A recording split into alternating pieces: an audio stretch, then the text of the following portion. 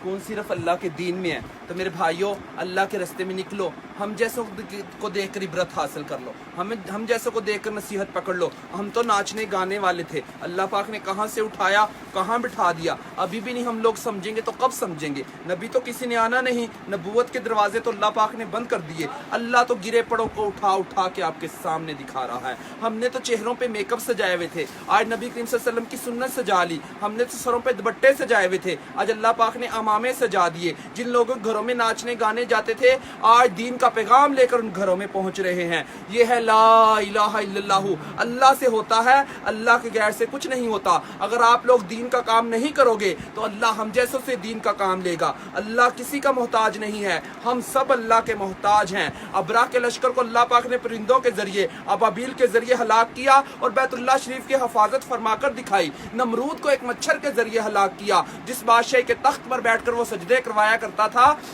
उसी बादशाह के तख्त पर बैठकर अल्लाह पाक ने उसके सर में छितर मरवा के दिखाए। अल्लाह किसी का मोहताज नहीं, हम सब अल्लाह के मोहताज हैं। हमने सब ने अल्लाह के पास लौट कर जाना है। तो हमारे नबी करीम सल्लल्लाहु अलैहि वसल्लम ने फरमाया कि अक्लमंद इंसान वो है जो मरने से पहले मरने की तैयारी कर ले। तो मेरे भाइयों, हम तो मरने की तैयारी में लग चुके, अब सब भाई लगेंगे ना इंशाअल्लाह, इंशाअल्लाह दीन का काम करेंगे ना इंशाअल्लाह।